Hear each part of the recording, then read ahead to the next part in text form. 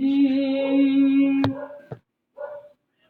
आरख करे परिखाए।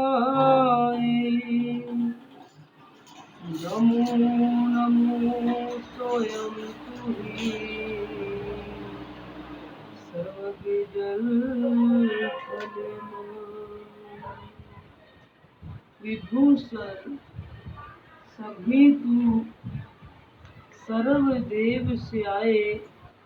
देव तू विभू चराचर सब रू तू सबगत अवगत नूर तू सभे तू विस्तार रूप स्वयं श्री जगत करता करतार तू सर्वशक्ति विभू जगत पालनहार तू उर्माई उपादान तू सर्व तत्व सर्वज्ञ तू। सतगुरु स्वयं मालिक तू सब जगह है, जर्रे जर्रे में है और पत्ते पत्ते में है। तू जगत पालनहार है स्वयं मालिक। रहम कर दया कर तू दया का सागर है। तेरी दया सब जगह भरपूर है। तू सब पर दया करने वाला है स्वयं।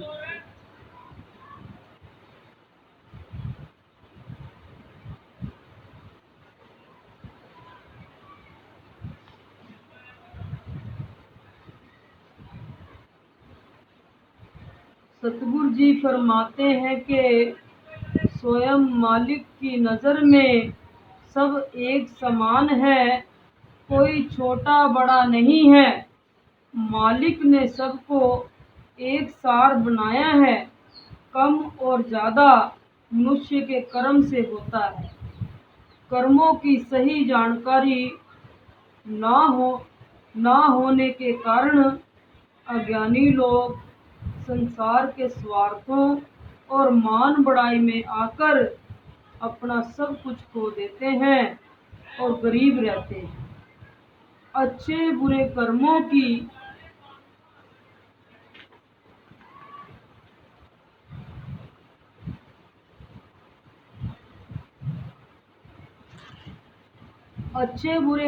की जानकारी सतगुरु जी के बिना कोई दूसरा नहीं देता। सतगुरु जी की रहम से सब कुछ ठीक होता है। मालिक के प्रेमी सतगुरु की आज्ञा का पालन करके नेक कर्म करते रहते हैं। संसार में कुछ नहीं मांगते, संसार से कुछ नहीं मांगते। सतगुरु जी पर दृढ़ विश्वास करते हैं और हुक्म में बंधकर भूख प्यास सब कुछ सहन करते हैं। सतगुरु कृपा से अपनी मंजिल के नज़दीक पहुंच जाते हैं। संसार को बनाने वाला स्वयं जगत पालनहार सर्वज्ञ सब में रमा हुआ है। जो लोग इस बात पर विश्वास नहीं करते और जानबूझकर लोभ के वश में आकर इस बात की लापरवाही करते हैं, यह उनकी अज्ञानता है।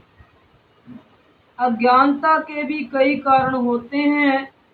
अज्ञानता स्वार्थ में भी करते हैं, विषयों के जरिए भी करते हैं, भूल के जरिए भी करते हैं और इस प्रकार अज्ञानता के नाना प्रकार के कारण हैं। सतगुरु जी की रहम के बिना अज्ञानता के भेद का कारण समझ में नहीं आता और सतगुरु जी के बिना शैतान के जाल से कोई नहीं छुड़ाता। सतगुरु ही स्वयं मालिक का हुक्म लाकर देता है, मालिक के रस्म रिवाज को समझाता है। सतगुरु जी की रहम के बिना कुदरत की प्रकृति को कोई नहीं समझ सकता। सतगुरु जी फरमाते हैं कि सतगुरु जी का हुक्म स्वयं मालिक का हुक्म है। मालिक के प्रेमियों की सेवा करना मालिक की सेवा है। जो मालिक के प्रेमियों से प्रेम करते हैं स्वयं मालिक उनसे प्रेम करता है। मालिक के प्रेमी संतों की सेवा प्रेम से करते हैं और अपना समदम का साधन ठीक करते रहते हैं। शैतान से युद्ध करते हुए यदि प्राण भी निकल जाएं और अपने लक्ष्य पर ना पहुंचे तो संदेह नहीं करते, क्योंकि जो काल से विजय पाए हुए हैं यह भी तो उनसे कम नहीं होते, यह भी जीते हुए के बराबर होते हैं। स्वयं मालिक के प्रेमी मालिक से भरपूर प्रेम और धर्म के नियम असूल के अनुसार ही काम करते रहते हैं।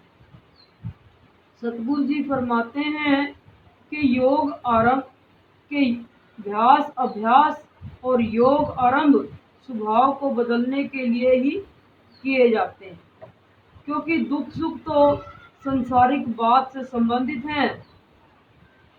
सतगुरु जी के हुक्म पर अमल करने से स्वभाव सहज ही बदल जाता है। सतगुरु जी नाम की महिमा की ताकत से शिष्य के कूढ़ कर्म और विषय वासना वाले स्वभाव को बदलकर मालिक से जोड़ देता है। संसार में कूढ़ कर्म करने वाले लोग विषय वासनाओं को पसंद करते हैं, जैसे स्वादिष्ट चटपटा भोजन और चमक धमक वाली वस्तुओं को पसंद करते हैं। ऐसे लोगों में मान बढ़ाई, कुबद, ईर्ष्या भरी होती है, अवगुणों के समंदर होते हैं और मान बढ़ाई के भरपूर पात्र होते हैं। दूसरों को